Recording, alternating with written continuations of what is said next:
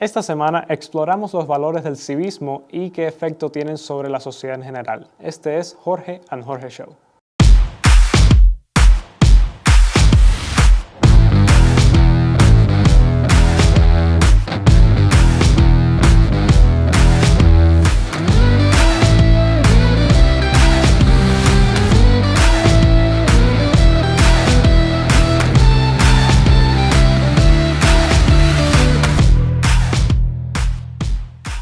Bueno, bienvenidos al show Jorge and Jorge.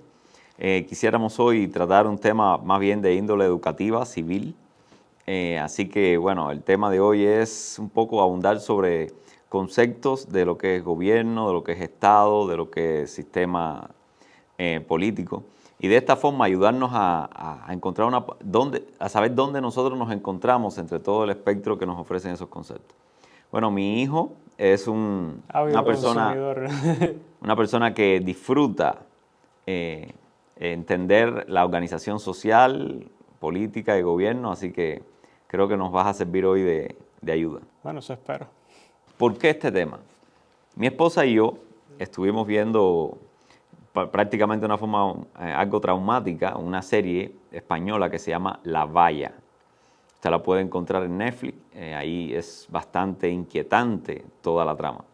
Pero bueno, la idea básicamente es que bajo una epidemia, el gobierno español encuentra la forma de establecer algunos controles sobre la ciudad que gobierna y todos estos controles, ¿verdad? Realmente están respondiendo a intereses personales. La trama es la lucha constantemente de todos los ciudadanos tratando de descubrir por qué les resulta tan incómodo y tan dificultoso vivir bajo las medidas que el gobierno establece para cuidar y proteger a los ciudadanos durante esa pandemia. O sea, toda esa lucha finalmente termina en un personaje que es bastante negativo, que está buscando supuestamente la cura para esa enfermedad, pero usa niños, o sea, hace destrozos en cuanto a los derechos de las personas. Y finalmente logran derrocar, se unen todos, concientizan el asunto, logran derrocar al presidente. Lo más sorprendente de todo es la escena final, donde ya se ve que hicieron elecciones libres y de buenas a primeras en la pantalla a quien te presentan como la elección de todo el pueblo ciudadano es justamente el personaje malévolo que estuvo destruyendo vidas humanas para tratar de encontrar esta cura. Tanto mi esposa como yo nos quedamos chocados porque la pregunta es cómo el pueblo, después de salirse de semejante tiranía y de personas con unos conceptos tan bajos sobre lo que es la humanidad, llegaba a ganarse el voto popular y entonces convertirse en la presidenta que sustituye al tirano o al dictador de la película. Y la pregunta el sabor que le deja ese último capítulo es a la gente dice, ¿cómo el pueblo puede volver a elegir a los tiranos que odiaba? ¿Será que el pueblo no tiene la educación suficiente a la hora de votar, a la hora de hacer elecciones, a la hora de elegir, de posicionarse, ¿verdad?, entre las opciones que tiene delante porque no conoce el sistema? Bueno, primero que nada es que para la gran mayoría de las personas es mucho mejor un mal conocido que un bueno por conocer. Y creo que es una reflexión basada en realidad. Por muchos años hubieron muchos análisis sobre la dictadura cubana que la misma CIA decía que era por gusto intentar hacer elecciones libres mientras Fidel Castro existiera, porque la gente iban a votar por él de todas maneras, fuese por miedo, fuese por creer en él o fuese simplemente por no tener idea por quién otra persona iban a votar. Entonces, ese es el primer caso. Y para ir un poco más a entrarse un poco más en este fenómeno, uno puede ir tan atrás hasta Platón. Platón es famoso por odiar la democracia a la N potencia. Y como tiene muchos puntos que no son válidos, tiene muchos que lo son. la democracia tiene muchas debilidades, específicamente que no importa qué tan preparada sea la gente, la comunicación es severamente limitada porque es todo en base a masividad.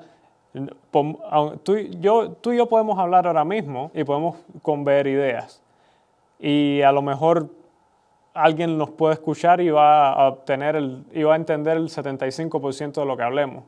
Pero después esa persona habla con otra persona y habla con otra persona y cuando vas a ver el mensaje se diluye un 5%. Y ese 5% es el que se queda en el subconsciente colectivo. Entonces, uno siempre dice, no, el pueblo tiene que educarse.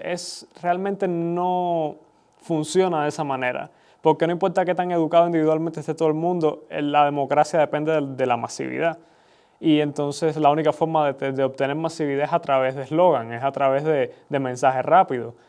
Todo el famoso Make America Great Again. Que eso solo movilizó a casi la mitad del electorado. Entonces, personalmente yo creo que simplemente es una de las debilidades de la democracia, que depende exclusivamente de la benevolencia del que llega ahí primero. La razón por la que Estados Unidos no ha caído en una dictadura es porque el precedente que se puso desde el principio fue George Washington, que históricamente George Washington tenía un héroe, era fanático a un general romano, un dictador romano llamado Cincinnatus, por el cual se nombra la ciudad de Cincinnati, en Ohio. Este romano tiene una historia de que lo nombran dictador, lo que era una oficina en Roma, le daban todos los poderes centralizados del gobierno cuando había una crisis, con la idea de que a los 6 meses ellos dejaran ese poder. Pero eso no se sabía porque tenían poder absoluto. Y Cincinnatus no solo lo hizo una vez, lo hizo 2 o 3 veces. O sea, que le dieron la oficina y siempre la dejaba a los 6 meses y entonces creó ese precedente. Y George Washington era fanático de este personaje y él quiso estilarse a sí mismo como el Cincinnatus americano. Y ese precedente, bueno, cuando Franklin Delano Roosevelt tuvo sus extraordinarios 4 términos en oficina, todo el mundo de repente se dio cuenta que no tenemos que utilizar el precedente que dejó George Washington para forzar límites. Y pues por eso, la democracia, por todas las cosas buenas que tenga, tiene muchas limitaciones. Ya para entrar en el asunto, yo primero quisiera, porque se usan muchos términos indistintamente y como que las personas a veces no saben justamente a qué se están refiriendo con determinados términos. ¿Cómo cuáles? Por ejemplo, el término Estado, el término gobierno y el término, digamos, preferencia política o sistema político. ¿Cómo podemos definir esos 3 elementos?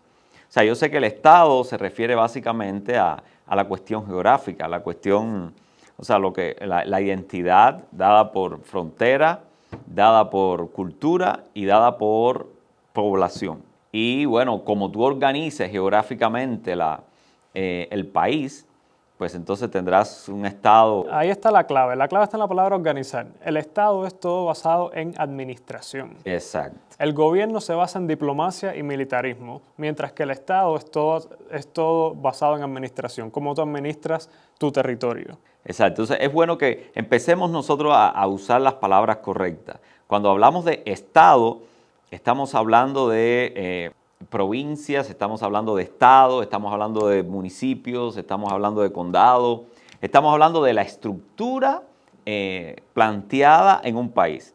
Y que no es electiva. Tú no eliges a los administradores, tú eliges a los políticos, que son los que en su lugar hacen los appointments, o sea, le dan esas posiciones a los administradores. Exacto, y es importante que sepamos eso. La mayoría, o sea, la gente que administra está a cargo de la función estatal, de la función de cómo el país se conduce desde el punto de vista administrativo. Y esos administrativos nosotros no los elegimos directamente. O sea, generalmente son, ¿cómo se llama?, designados. De tal manera que cuando nosotros hablamos hay que cambiar el Estado, hay que disminuir el Estado, hay que incrementar el Estado, a lo que nos estamos refiriendo básicamente es al aparataje del gobierno. A las oficinas, a las planificaciones. Obviamente, mientras más se especializa una ciudad, mientras más se especializa un condado, mientras más servicios se quieren incorporar en esos estados, pues entonces más oficinas se van a poner y más personas van a tener que ocuparlo, y así es como va creciendo todo este aparataje. Ahora, eso es el Estado. Ahora, ¿qué cosa es gobierno? El gobierno depende de la estructura gubernamental. En una monarquía el gobierno es la nobleza. En una oligarquía el gobierno es, los que más dinero tienen. Y en una democracia el gobierno, dependencia. En una democracia pura el gobierno es el que sea aclamado por la mayor cantidad de gente. En una república es un poco más específico. Pero en todo caso el gobierno es simplemente la estructura de poder. Eso es importante. Porque una cosa es administrar y otra cosa es el poder de decisión, las determinaciones que se van a tomar.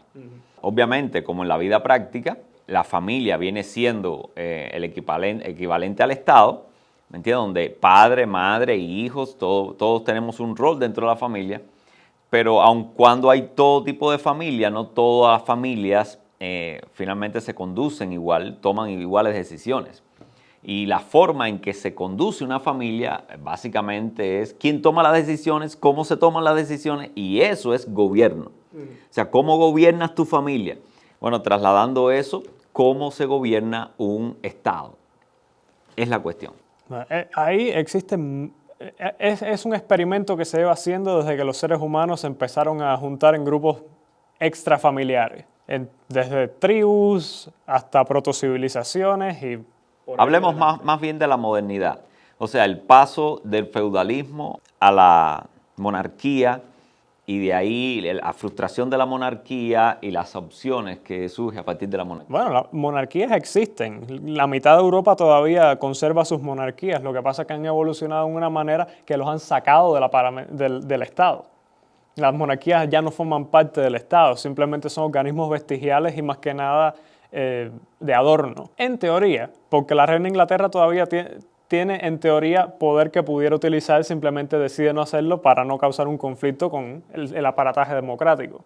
Antes, pues, las familias crecían y la familia más poderosa terminaba a cargo del resto de las familias. Y eso básicamente es lo que se denominaba los feudos. Pero los feudos fueron creciendo por diferentes lugares según los asentamientos, y entonces lo mismo sucede. El señor feudal de más poder y que logró buscar más apoyo, terminó proponiéndole a los demás feudales que se unieran a él y que generaran entre ellos una cabeza, una familia, es el mismo patrón. Y ese rey, pues entonces empezó a adquirir más poder y todos los que trataban de luchar contra ese poder o no querían sumarse a ese poder, pues ya no tenían otra opción que ser sometidos. Y ahí, imagínense, el poder se concentró y se concentró y se concentró en la monarquía. Eso llegó justamente a frustrarse y empezaron a hacerse modificaciones a esa monarquía. Y empezaron los experimentos a ver cómo se disolvía ese poder máximo en diferentes poderes. Y bueno, ahí te dejo, ya llegamos a la modernidad. Bueno, es muy simplista y se deja de lado muchos detalles. Pero en la modernidad, muchas personas la marcan desde la Revolución Francesa, que fue la primera vez que se derrocó no la primera vez, los ingleses lo habían hecho antes, pero... De otra manera. Sí, no, de una manera violenta, pero lo habían reversado porque no les funcionó. Pero los franceses tuvieron su revolución sangrienta que paradójicamente, irónicamente, concluye con la coronación de Napoleón como emperador del Imperio francés. Eso es un punto interesante, porque se quiere romper el poder de una monarquía que va de hijo a padre, de padre a padre, hereditariamente, por otra opción, una república donde el poder la incorpore, sea por más gente y que sea por elección, no sea por derecho hereditario. Pero lo que sucede es que las personas que adquieren ese poder son corrompidos por ello, y es el punto que te decía, la democracia es tan fuerte como el que pone el precedente, y el precedente que se puso en la Revolución Francesa del principio fue el de tiranía. Sí. Y entonces el que gana en la competencia de tiranía es el que sea mejor a la violencia. Y Napoleón era un super genio de la violencia. Era una mente maestra del militarismo. Y pues la conclusión lógica es que la revolución nunca fue revolución. Entonces, eso con la modernidad y con el desarrollo de economías modernas, se exploran muchos sistemas políticos que son basados en la centralización estatal o la descentralización estatal. ¿Cómo es eso? La centralización estatal son las economías planeadas que surgen, son parecidas a los gobiernos imperiales, que uno de los que mejores lo pusieron en práctica fueron el Imperio Otomano, el Imperio Turco, que centralizaba todo el poder en una figura absoluta, es lo que se llama el absolutismo, es el emperador es el controla no solamente la parte gubernamental, lo que es la legislación y impartir justicia, sino que también controla el aparataje administrativo. Fue muy superior al feudalismo, por esa razón Europa se quedó detrás del Imperio Otomano. El Imperio Otomano conquistó casi la mitad del mundo conocido en un momento, porque Europa estaba muy descentralizada. Y entonces en los 1600 empieza la edad del absolutismo, cuando las potencias europeas como Francia, como Austria, empiezan a impartir similares estrategias de consolidar poder en la corona, en la figura central. Es cuando empiezan los grandes imperios coloniales. Lo que pasa es que los holandeses y los británicos crean este sistema dual, donde hay una cabeza pero también hay un parlamento. Y ese parlamento no monopoliza la economía. Permite que se creen las famosas compañías de comercio, la compañía de las Indias Orientales, de las Indias Occidentales, y esas compañías empiezan a generar cantidades de dinero que fueron absurdas, que ni siquiera los gobiernos sabían cómo manejarlas. Fueron las primeras veces que se abrió bolsas de valores, lo cual permitía que cada individuo pudiese ser parte de esa compañía. Entonces es una democratización económica y eso llevó a que hubiese un equilibrio, que todo no fuera controlado por un monarca, por una figura central. El aparataje administrativo se volvió tan dependiente de la economía independiente como de la legislación de la monarquía. Ok, pongamos eso en palabras sencillas, en actuales, para que los que nos escuchan puedan tener una idea que puedan aterrizar al día de hoy. Bueno, es lo que se le llama el capitalismo, que es que la economía es independiente al gobierno. El gobierno es el que tiene que servir a la economía, no la economía sirviendo al gobierno. Lo cual rompe con las leyes de la antigüedad, cuando los emperadores o los reyes eran los que ponían su cara en las monedas y eran los que definían el valor. Pero cuando estos sistemas se abren a cualquiera, no solamente disparan en los valores, porque todo el mundo ahora está formando parte, que es lo que vemos ahora con, por ejemplo, compañías como Facebook. Son grandes porque todo el mundo participa. O sea, aunque tú participes un poquito, pero todo el mundo lo hace. Entonces, es lo que pasó con la economía en general. Y eso lo que hace es que quita el poder económico hasta cierto punto del gobierno. Ok, entonces, independientemente del gobierno que haya, pues la economía ya va funcionando por la vía del Estado.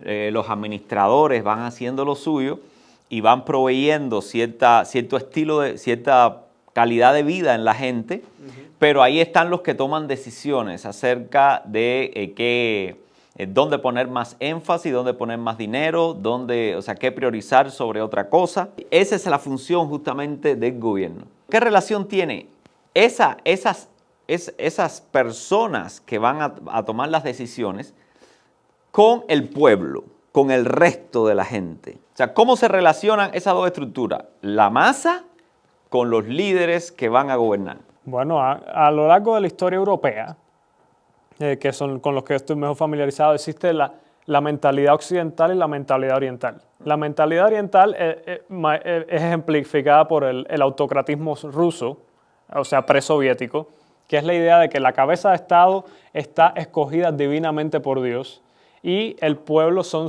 como una especie de divinos hijos. O sea, al zar se le llamaba nuestro padre. O sea, el padre de Rusia, nuestro padre, y ese era el tipo de relación que muchos zares se veían con respecto a sus súbditos, lo cual les daba el poder de decirles tú no puedes mudarte de este pueblo porque este pueblo tiene que producir y el señor feudal o quien sea que el administrador que pusiera el zar ahí necesitaba producir ese específico recurso. Así que tú no podías mudarte si el zar no te da permiso. Lo cual hace que el gobierno se vea desde, o sea, con una alta involucramiento de sentimental, paternal, tipo familia, porque también la reacción de la gente a su rey era afectiva. Mayormente en el campo. ¿Qué pasó en Francia antes de la Revolución Francesa? Los revolucionarios pasaron mucho trabajo para convencer a los campesinos de que se unieran a la revolución porque los campesinos no tenían ese tipo de ambición. Y bueno, lo que pasa es que en Rusia ocurren una serie de eventos que llevan a esta relación padre-hijo entre comillas, a romperse, más que nada por ser un estado tan grande. Es imposible que una sola cabeza pueda manejarlo. Un padre con 50.000 hijos, imagínate. Ahora, la parte 50 millones. Sí, pero ahora, y con respecto al occidental, ¿qué características tiene? ¿Qué es la que más cerca a nosotros? El occidental es todo en base a la libertad individual, o por lo menos se aspira a que sea en base a la libertad individual. Que tú eres un individuo y el gobierno te pone tus límites. Y mientras tú no cruces esos límites, tú eres libre de hacer lo que tú quieras. La mayor expresión de esta ideología, que se origina con los griegos antiguos y se trabaja a lo largo de la historia y concluye con la Declaración de Independencia de los Estados Unidos, la cual dicta que la premisa básica es que todos los hombres son creados iguales, hombres en el sentido universal, o sea, todos los seres humanos. Pero que todos los hombres son creados iguales por un mismo creador y que son dotados con ciertos derechos inalienables. Entre esos derechos inalienables están la vida, la libertad y el derecho a intentar buscar felicidad, lo cual es una derivación del tratado de John Locke en lo que es la libertad. John Locke es un pensador británico. Su tesis era vida, libertad y propiedad. O sea, eso cambia todo. Porque, o sea, no, si... entonces la segunda parte de esta declaración dice: para asegurar que esos derechos sean mantenidos, los gobiernos son elegidos entre los hombres. De nuevo, hombre universal. Entre los hombres, derivando sus justos poderes del consentimiento de los gobernados. Mira la diferencia. El zar deriva sus poderes de un ungimiento divino y es desde la cima de la pirámide hacia abajo. Mientras que en el mundo occidental es desde el consentimiento de los gobernados se erige un gobierno. O sea, esa visión paternal, esa visión filial desaparece por completo y se parte justamente de analizar quién es un individuo y se construye desde el individuo hacia la sociedad. Ok. O sea, viene justamente contrario. ¿Cómo se elige? ¿Cómo esas personas terminan eligiendo al poder y qué tipo de relaciones se espera que tenga el poder con ellos? Eso depende de cada persona. Ahí es donde entra la idea de ideología. Ahí es donde cada persona tiene un sistema de valores. O sea, ahí nos estamos moviendo ya del concepto de gobierno hacia el sistema político. Exacto. O sea, nos estamos moviendo de qué es el gobierno, a quién está en el gobierno. Exacto. Porque finalmente, toda esa masa, para elegir ese gobierno, pues entonces... Tiene que acordar en un sistema de valores. O sea, hay un sistema de valores generales que debe seguir, ¿verdad? Son los derechos que no se deben violar a ese grupo, pero dentro de ese marco de cumplir los derechos, pues hay determinadas preferencias y énfasis. Y ahí es donde entran los grupos políticos o las influencias políticas. Y cuando se intenta romper el sistema completo, es lo que se le llama un grupo revolucionario.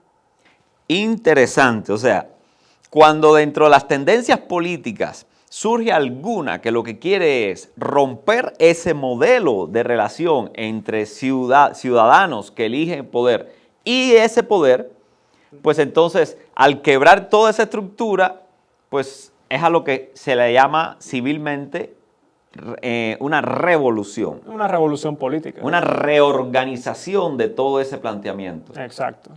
Ahora, dejemos un momentico la cuestión de la revolución ahí, porque, o sea, echar abajo todo lo que se ha venido construyendo durante mucho tiempo no se debe tomar tan a la ligera. Pero bueno, vamos a quedarnos todavía en la etapa pre-revolución, sí, donde dentro de ese grupo se empiezan a pulir valores. O sea, los valores generales, esos se empiezan a desglosar, a desmenuzar, y entonces las personas empiezan a tomar partido sobre una parte de esos valores desmenuzados u otra. Ahora, y ahí forman los partidos políticos. Ahora, ¿qué relación tiene esa política con el poder? En relación al punto de que cuando una vez que se te otorga ese poder, tú puedes utilizarlo para impulsar o motivar o controlar y asegurar que se imparta de una forma u otra el sistema de valores por el cual te promueves. La idea es que el que salga escogido sea el que represente los valores del grupo más significativo de personas. Bueno, históricamente, sea con diferentes, en el mundo occidental, por supuesto, y sin tener en cuenta el nombre que tomen, casi siempre hay dos grandes grupos políticos. Uno que tiene tendencia a la cuestión, o sea, a mantener los valores iniciales para esa república, y hay otro grupo que lo que quiere es lograr progreso, lograr avance, hacer que esos principios un poco que traten de acoplar más al nuevo contexto que se va arribando con la historia. Ahora, ¿qué te parece a ti de la existencia en una sociedad de varios partidos políticos, o sea, de varias visiones políticas? Sean esas dos, que realmente son las mayores, o habiendo otras más también. No, eso es bueno, eso es malo. O sea, ¿qué criterio tienes sobre eso? Yo creo que es algo muy bueno. Y te voy a decir por qué. Porque cuando un grupo de personas se le da rienda suelta a su forma de pensar, lo que sucede es que se mueven hacia el extremismo, porque empiezan a competir entre ellas y crean de nuevo este sistema de qué tanto hay que cambiar. Entonces, la existencia de un grupo que se quiera mover hacia adelante tiene sus beneficios y sus riesgos. Beneficio en el sentido de que el cambio es inevitable. La realidad siempre está en movimiento. Y si no nos adaptamos a los desafíos que aparecen con el tiempo, pues perecemos o nos quedamos atrás. Al mismo tiempo, si te mueves muy rápido, demasiado rápidamente, puedes desvalorar o destruir los sistemas que te mantienen, que te han traído a donde estás, lo cual es extremadamente riesgoso también. Te pondría básicamente en una revolución, en medio de una revolución. Es la diferencia entre el orden y el caos. Y cada uno de los dos puede ser corrompido. Como ambos pueden ser virtuosos, pero ambos pueden ser corruptos. La corrupción del orden es la estancación, es el decaer por no moverte, es envejecer. Es descontextualizarte de la realidad y terminar siendo un dinosaurio en medio de una realidad. Mientras que la virtud es el respeto por el pasado y por las lecciones que se han aprendido y el vigor que te da el orgullo de quien tú eres y de dónde has venido. O sea, la identidad y el hecho de los procesos lógicos y concatenados, no desconectados, o sea, no saltos al vacío. O sea, te da mucha estabilidad. La mentalidad conservadora te da mucha estabilidad. O sea, no podemos prescindir de ella. Hasta cierto punto siempre se va a inclinar hacia un lado o hacia otro, pero no puedes prescindir ni de uno ni del otro. Porque la mentalidad progresista, vamos a llamarle progresista por el simple hecho de moverse hacia adelante, la virtud es que te da tecnologías, te da arte, te da ese movimiento, te da esa frescura, te da posibilidades. Siempre está desafiando a moverse. Te permite descubrir América. Entonces, esa es la virtud del progresismo, pero al mismo tiempo existe la corrupción dentro de él, que es el salto al vacío, es el caos inherente, es el deseo de destruir todo lo que hay detrás de ti y empezar de nuevo, lo cual es históricamente aprobado ser desastroso. El conflicto entre estas dos mentalidades, que están muy ligadas a la personalidad de cada individuo, es de gran beneficio a las sociedades democráticas, siempre y cuando se permita que ese conflicto exista. Sabemos que los partidos, o sea, las sociedades de partido único, los gobiernos de partido único, la monarquía absoluta, la tiranía, las dictaduras, justamente lo que carecen es de ese balance. La democracia pretende tener ese balance que va a ser muy difícil conseguirlo, siempre de una manera extremadamente, siempre va a poder ser más saludable de lo que es. ¿Qué pudiera poner en crisis ese balance entre estos dos grupos? ¿Qué es lo que pudiera echar a perder la parte, o sea, lo positivo que se puede conseguir de esto, o sea, de la constante interacción entre estos dos polos? La mejor forma de decirlo, creo, es la falta de gracia. Cuando dejamos de tener gracia por las personas que piensan diferente a nosotros, empezamos a verlos como el enemigo, como un enemigo externo, en lugar de un rival interno. Y existe una diferencia en cómo tú tratas a alguien que te está invadiendo y del vecino que te cae mal. Ok, explícame eso. Cuando tú piensas que alguien te está invadiendo, La respuesta es... a por sangre. Es el tipo de sentimiento que incitaron los alemanes contra los judíos durante los años 30. Es la idea de que los judíos los habían traicionado durante la Primera Guerra Mundial y que todos los males eran porque los habían traicionado. Estaban trabajando con sus enemigos. Entonces, es esa mentalidad. Cuando tú empiezas a ver a tus rivales, los soviéticos, los llamados culots, eran los campesinos que tenían tierra propia, que no tenían cooperativas, sino que tenían su propia tierra.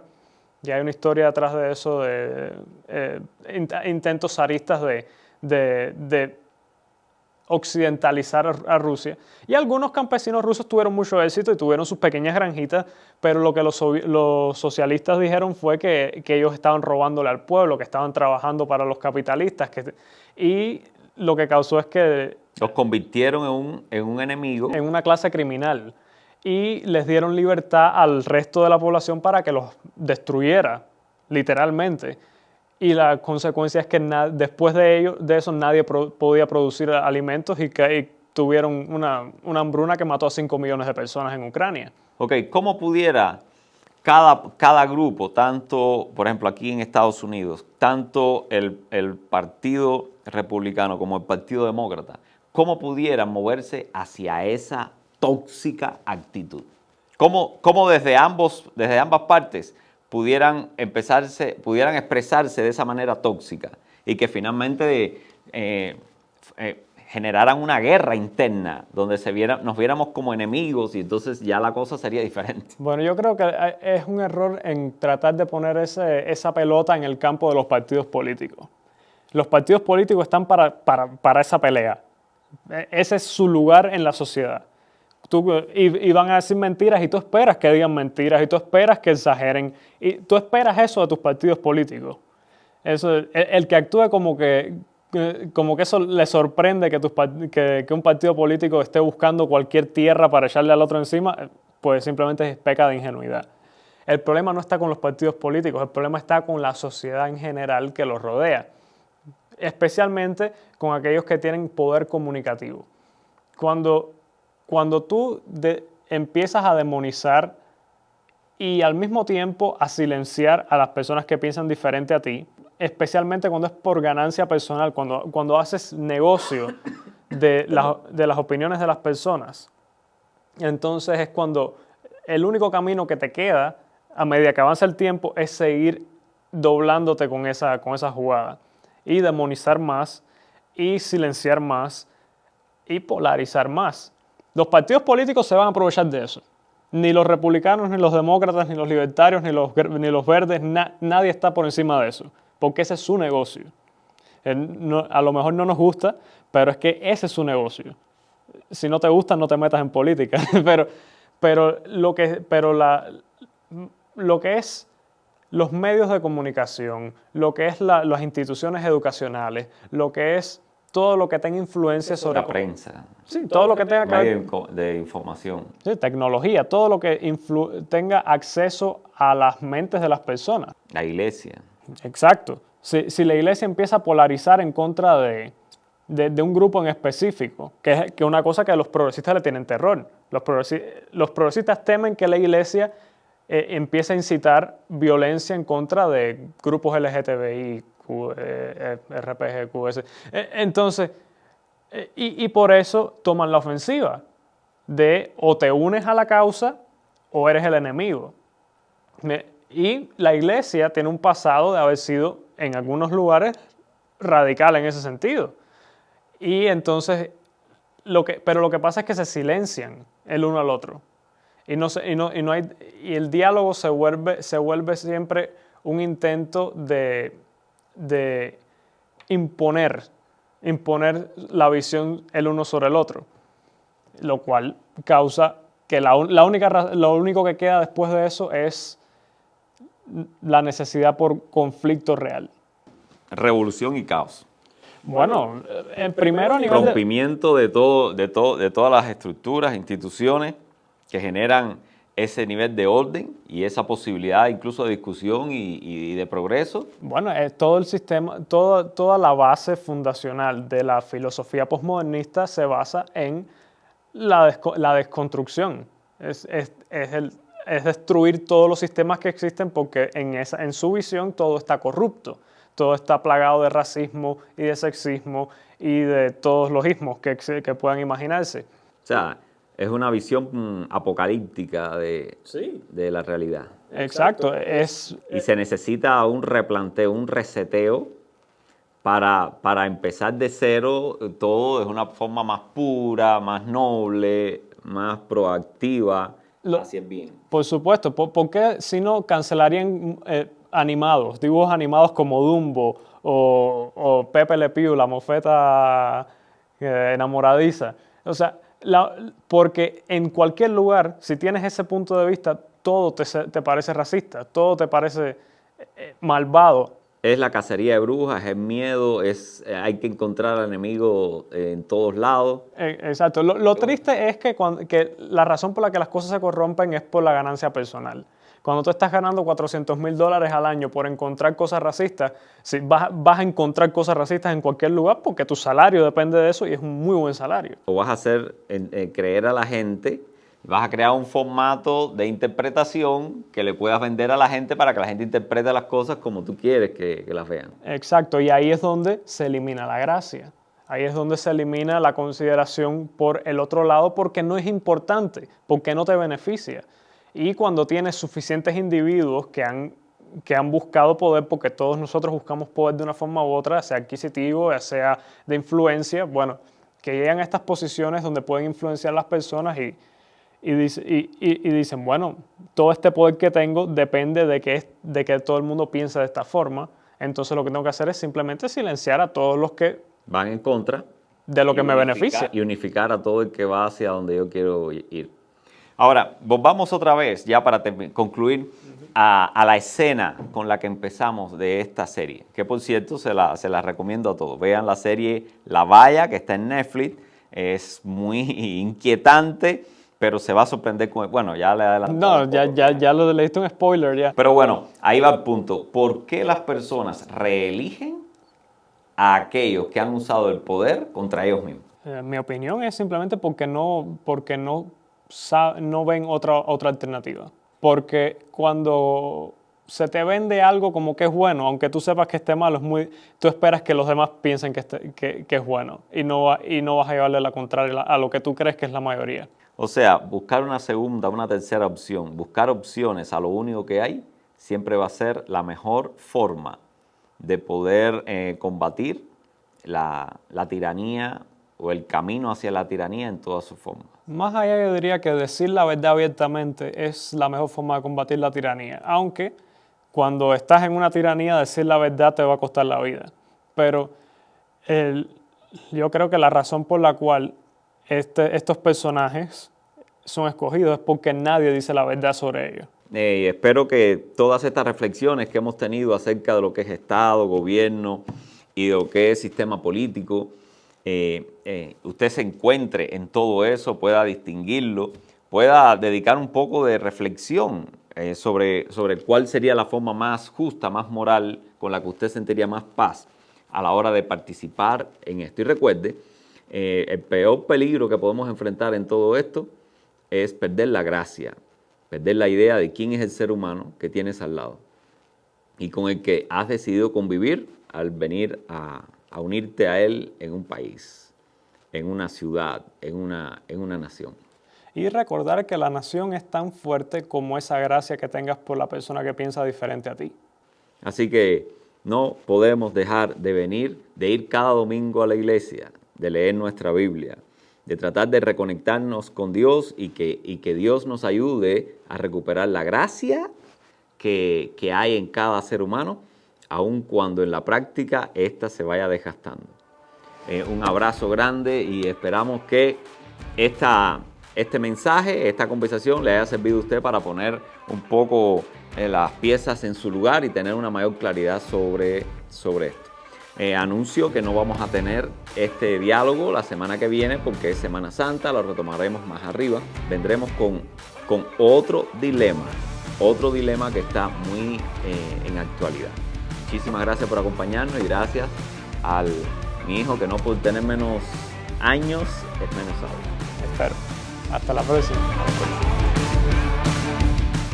Si se le hace muy complicado ver el programa enteramente por YouTube, recuerde que siempre puedes seguirnos por Apple Podcasts, Spotify o prácticamente todas las plataformas de podcast. Si quiere escucharnos mientras maneja o hace ejercicios, Jorge Show estará ahí para usted.